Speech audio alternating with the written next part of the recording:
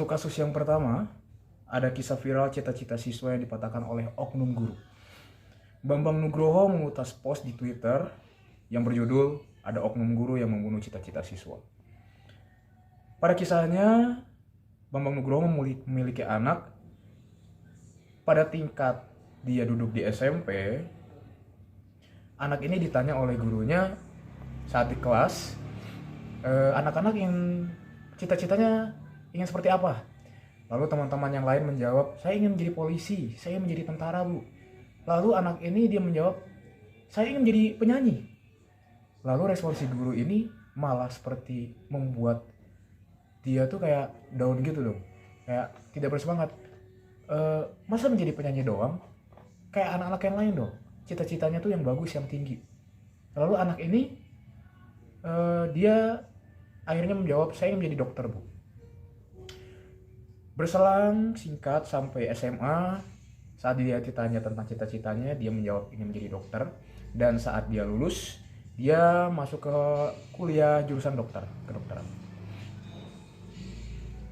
Berjalannya waktu, akhirnya dia lulus, walaupun penuh dengan drama saat kuliahnya. Dari sinilah baru terdeteksi kalau anak ini memiliki gangguan kejiwaannya.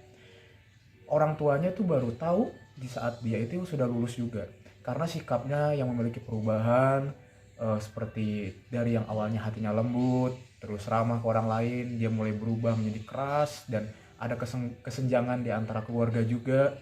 Akhirnya anak ini dibawa ke psikiater untuk dicek. Ternyata memang kejiwaannya terganggu, karena setelah ditelusuri, anak ini memiliki tekanan dari lingkungan sekitar yang sebenarnya dia tuh ingin menjadi seperti ini, tapi karena lingkungannya tidak mendukung, dia akhirnya terjerumuslah di satu lingkungan yang dia tidak mau sebenarnya.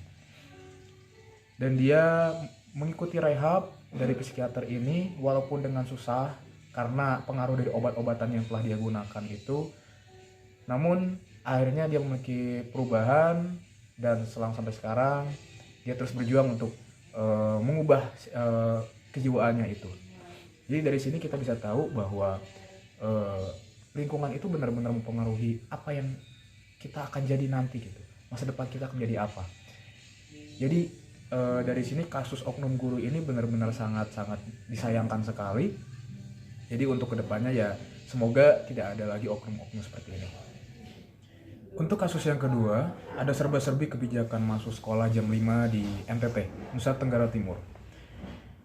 Identifikasi yang saya cari, ada pro dan kontra yang terjadi atas penerapan kebijakan ini di lingkungan sekitar yang diterapkan kebijakan ini. Gubernur yang langsung menurunkan kebijakan ini untuk peningkatan mutu pendidikan yang layak, ulasnya. Faktor-faktor yang terjadi adalah untuk memulihkan mutu pendidikan di daerah Nusa Tenggara Timur, khususnya Kupang. Lalu untuk melatih karakter siswa-siswi agar bisa lebih disiplin lagi dalam mengikuti pendidikan. Namun menurut saya solusi yang lebih baik mungkin bisa dipertimbangkan lagi kebijakannya untuk kedepannya, karena kita juga bisa melihat karena daerah-daerah yang jauh dari rumah dan sekolahnya itu kan memerlukan jarak yang lumayan jauh juga, usaha yang lebih effort lagi. Jadi bisa dipertimbangkan lagi bagaimana baiknya gitu. Kasus yang ketiga, ada dua remaja pelaku keliti di Magelang, masih pelajar SMK. Awalnya dua remaja ini ingin mencari mangsanya dan ingin tawuran. Namun ada satu mobil dari belakang terus mengikuti mereka, lalu mereka menyabit mobil itu dari depan. Lalu dari laporan yang ada setelah mereka ditangkap, ujar anak-anak ini mengaku kalau sajam yang mereka bawa itu untuk jaga-jaga di jalan. Namun faktanya mereka ingin tawuran dan mencari mangsanya mereka. Faktor-faktor yang ada adalah anak-anak ini di bawah umur yang ingin tawuran.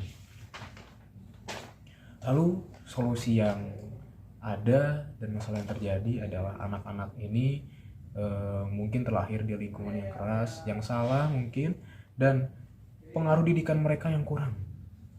sehingga akhirnya membuat mereka seperti liar dan berani untuk melukai orang lain. Untuk kasus yang keempat ada ChatGPT dan disrupsi peran guru. ChatGPT ini adalah sebuah kecerdasan atau AI yang dibuat untuk membantu pekerjaan manusia menjadi lebih mudah dan ringkas. Contohnya seperti membuat artikel, accounting, atau yang lainnya di bidang pengolahan data. Masalah yang terjadi adalah pengaruhnya bisa sampai mendisrupsi peran guru dan budaya generasi Z yang memang suka hal yang instan. Faktor-faktornya adalah ChatGPT yang sangat bisa mengolah data secara instan ini sehingga bisa menurunkan rasa ingin belajar secara benar di pemikiran siswanya. Mungkin solusi peran guru dan ChatGPT ini bisa bersandingan dan penggunaan yang seimbang seperti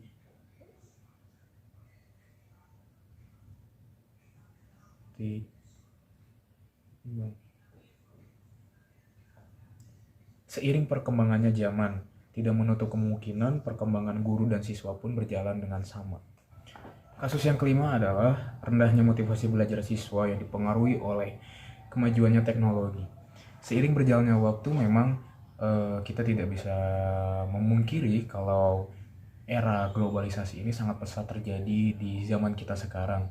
Seperti kemudahannya untuk berbelanja online, untuk mengetahui sesuatu itu sangatlah mudah.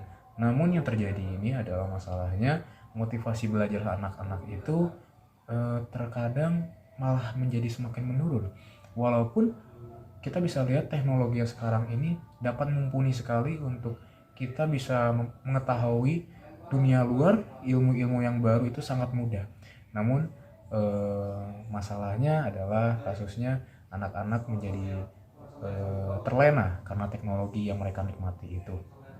Mungkin solusi yang bisa saya berikan adalah bagaimana cara penggunaan teknologi ini direalisasikan melalui pendidikan kita.